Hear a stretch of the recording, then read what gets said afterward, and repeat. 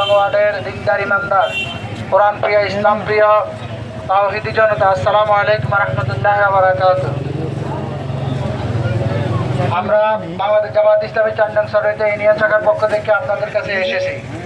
বাংলাদেশ জামাত ইসলামী নামে একটি দল আছে, আমরা সবাই জানি তো ইনশাআল্লাহ। আমাদের বাংলাদেশ জামাত ইসলামীর লক্ষ্য হচ্ছে আমাদের এই বাংলাদেশে আল্লাহর আইন এবং সৎ লোকের শাসন প্রতিষ্ঠা করতে হলে আমাদের দেশে যেসব জায়গা থেকে শাসন কার্য পরিচালিত হয়, ইউনিয়ন পরিষদ, জেলা প্রশাসন, উপজেলা প্রশাসন, সংসদ ভবন, সর্বস্তরে যেখান থেকে শাসন কার্য পরিচালিত হয় সেই সব জায়গায় সৎ লোক যারা তাদেরকে বসাতে হবে।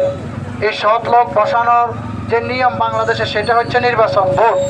আমরা জানি আমাদের দেশে আগামীতে ইউনিয়ন পরিষদের ভোট হবে, এমপি নির্বাচন হবে, জানি তো সবাই। আগামী বছর ফেব্রুয়ারি মাসে বাংলাদেশে একটি নির্বাচন হবে।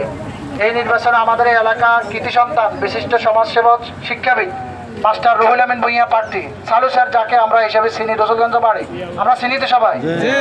আপনাদের পক্ষের জন্য, ওনার পক্ষ থেকে, আমাদের পক্ষ থেকে উদাত্ত আহ্বান। আল্লাহ রাব্বুল আলামিন আমাদেরকে যে জ্ঞান দিয়েছেন, মেধা দিয়েছেন, বিবেক দিয়েছেন, ভোট দেওয়ার সময় ওনার সাথে আরো কয়েকজন প্রার্থী থাকবে। আমরা আমাদের আল্লাহর দেওয়া বিবেক, জ্ঞান, বুদ্ধি বিবেচনা করে যে সৎ, আমানতদার, নামাজি, বিশ্বস্ত, যে রাস্তার ইট খাবে না, এদেশে মানুষের অধিকার, যে সম্পদ সরকারের পক্ষ থেকে দেওয়া সেগুলো খাবে না, এরকম ব্যক্তিকে আমরা ভোট দিব। রাজি আছে তো ইনশাআল্লাহ? যদি আমরা কোনো অযোগ্য লোককে ভোট দিই তাহলে আমি যোগ্য লোকের উপর জুলুম করা হবে। আর ওই অযোগ্য লোক যদি আমাদের সমর্থন নিয়ে যদি রাষ্ট্রের বিভিন্ন জায়গায় বসে যদি অপকর্ম করে, ওই অপকর্মের দায়ভার আমাদেরকে নিতে হবে।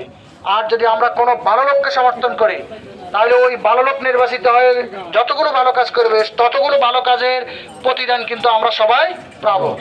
আমরা ইতিমধ্যে বিভিন্ন বিশ্ববিদ্যালয়ের সংসদ নির্বাচনে আমরা দেখেছি এদেশের মেধাবীরা, ঢাকা বিশ্ববিদ্যালয়, জাহাঙ্গীরনগর বিশ্ববিদ্যালয়, মেধাবীরা কিন্তু ইসলামের পক্ষে রায় দিয়েছিল না? আমরা যারা 5 নং ওয়ার্ডবাসী আছি, আমরাও কিন্তু ওই মেধাবীদের সাথে উৎসাহ, এই মেধাবীদের থেকে আগামী দিনে আমাদের যে আমানত, তারা এই রায়টা ইসলামের জন্য দিতে রাজি আছে ইনশাআল্লাহ। তাই আসুন